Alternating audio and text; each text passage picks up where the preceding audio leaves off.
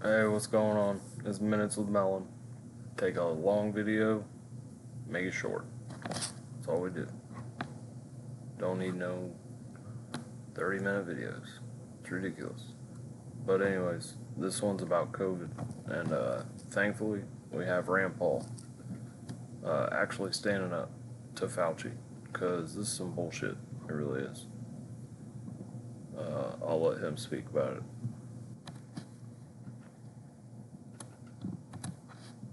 Op-ed titled "The Great COVID Cover-Up: Shocking Truth About Wuhan and 15 Federal Agencies," published at Fox News Digital on Tuesday.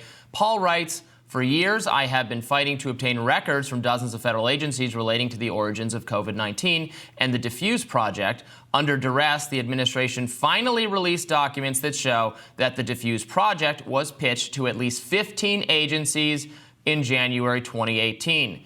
To elaborate on this bombshell, what he's calling a smoking gun, is Senator Paul himself. Senator, welcome back to Rising. Thanks for having me. Great to speak with you. So we've known, of course, that EcoHealth Alliance had pitched the Diffuse Project to, I believe, the Defense Department, did not procure funding for that project, although, whether that research was going on or had gone on anyway or continued is an open question. But now you're saying that it's far from this lone agency that knew about this project.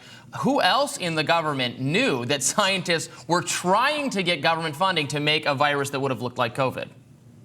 It's important to know that we only know anything about this because of a whistleblower.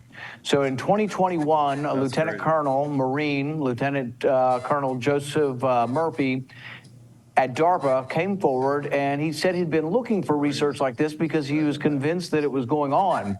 He went to a folder, a computer folder, and he looked for this, and it wasn't there. Then he saw another exchange between myself and Fauci, and he saw the tension heating up, and he went back to the folder and looked, and all of a sudden, the document was there.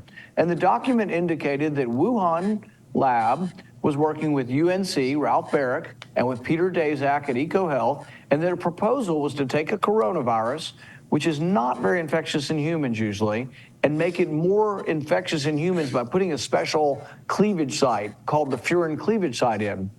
Well, DARPA passed on this. DARPA said, well, damn, that sounds a little bit crazy to create a virus that could be so contagious, because coronavirus can be deadly, but it's typically not very contagious. Now you're going to combine deadly with contagious, you got a real problem. And so they turned it down. And so we always said when 2020 happened and we saw the sequence of COVID-19, alarm bells should have gone off in DARPA, and they should have come forward and warned us that Wuhan had already proposed to create a very similar type of virus. And no one did. No one from DARPA came forward. So we've always faulted the people at DARPA and think they were covering it up, other than the whistleblower. But now we know the presentation for this research was given to 15 agencies, including the NIH, and the NIAID, which is Fauci's division of NIH. And worse than that, not only were they briefed, the original Diffuse proposal, we now know, included work to be done at the Rocky Mountain Lab in Colorado that's owned by Fauci's division of the NIH. So it doesn't pass the credulity test that somehow Anthony Fauci knows nothing of this. So we've actually come up with another criminal referral for him, because in committee and help committee, he tells Senator Roger Marshall that he knows nothing of this Diffuse grant. And also in Missouri versus Biden, the court case, in deposition, he says he knew nothing of this Diffuse grant. And yet now we know his agency was briefed, and his agency was going to be part of the original proposal. How might this have changed matters during the early outbreak, as conversations were beginning about where this could have come from? How might those conversations have been different had these agencies who knew scientists had both the science of virology and the public policy, like Robert Redfield? He was head of the CDC. He's a virologist. He's been involved all the way back to the time of AIDS' origin. He's been involved in a lot of this discussion. He says that the one thing about animal viruses that's different than laboratory viruses is that animal viruses are very much adapted for animals. Makes sense. When they attack a human or they accidentally infect a human, they're usually not very infectious because they've been naturally selected to be good at reproducing in the animal. So they have to keep trying. They have several different forays into humans, and then by the luck of chance or nature, a mutation happens, they infect a human, and then all of a sudden it's more contagious. But this process takes a while, and they describe it as that the virus is clunky and not very good. So SARS-1 was a virus, a coronavirus, that led to an epidemic in 2003. It had a 10% mortality. That's why we were very worried with this pandemic, but it wasn't very infectious. Only about 8,000 people caught it. And because you could quarantine people because it wasn't going very fast, people would not go out and they'd stay at home while they were sick. And it pretty much, they were able to stop it through traditional quarantine. This one was different. From the very beginning, this coronavirus was wildly transmissible and got more transmissible over time, but was wildly transmissible from the very beginning. And so the way you treat this from a public health point of view, if it's an animal virus, you're thinking 2003 SARS-1, this isn't going to be that bad. That's why I think, you heard Fauci early on, like in January and February, there's a couple quotes. But then the other thing is trying to target things like the vaccine to people who are at most risk. I can remember early on, we were in favor of it for my in-laws. And we'd see, nothing against firemen or policemen, but we'd see these 22-year-old policemen getting it. They were, healthy and very fit. And it's like, really, I think the 90-year-olds should probably get it before the firemen and the policemen, because it turned out the disease wasn't very deadly for young people. Most of them shrugged it off. And actually, the more young people getting it quickly and surviving it helps to develop more of the community immunity that you ultimately need to fight this thing. What would be a So there's a lot of videos that support this. Our bodies naturally fight off viruses. Your natural immunity. That shot that they made everybody get. There's so much bad. I mean, it like literally breaks down DNA. And I mean, you've heard the causes of myocarditis and all that other shit, but the sad thing is how many people were censored just for talking about it. Doctors, actual doctors. Remember the one? I remember I found a mortician video where there was a COVID patient and they had these, like, when they drain the blood, out of the body, there was like this long, ropey material coming out. Never seen anything like it. Been a mortician for 40 years.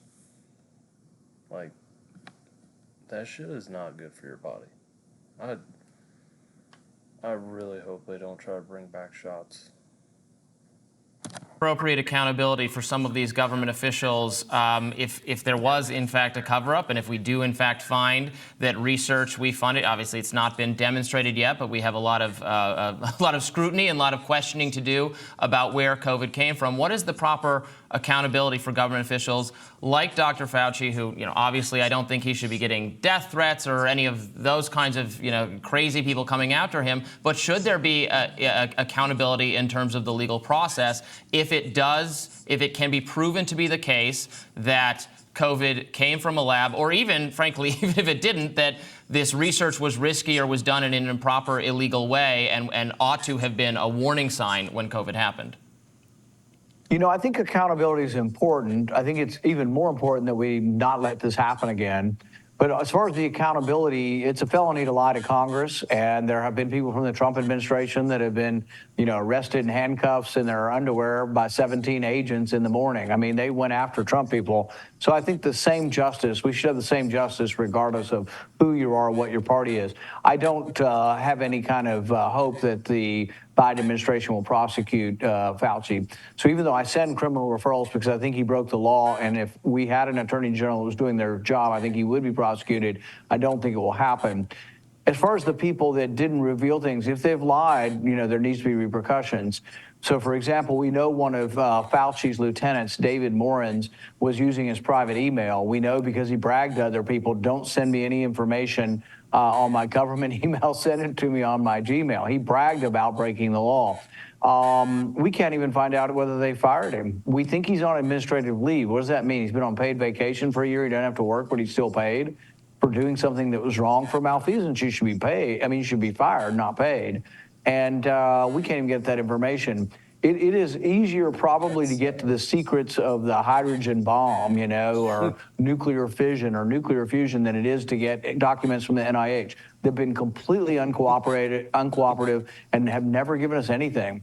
And so it's probably going to take a new administration. But I've talked to, Becerra, the Secretary Becerra, who's head of HHS that oversees NIH. And I've talked to him on the phone with the Democrat chairman of Homeland Security. We have come together, both parties asking for this information, and they stiff arm us. They just won't give it to us.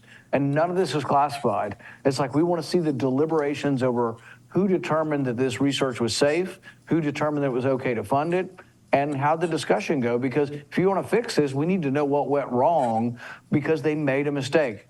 None of them are willing to even admit they made a mistake in funding this research. And the research isn't really related to an administration. Some of this research that we have wind of is 2015, 2016. But even by that time, there was a pause. The federal government wasn't supposed to be funding this research, and there were exemptions granted. Anthony Fauci was granting exemptions. And so we really have to get to the bottom of this to fix it, and we can't just say, oh, nothing ever happened and it didn't come from the lab and expect that we're going to be protected from this happening again. Senator Paul, That's sad. That's just like the January 6th committee, made up of all Democrats, and painted Trump to be this fucking terrible, terrible person. But come to find out, they held back information. Same thing. There's committees out there, they won't even get to the bottom of fucking COVID origins. That's some bullshit.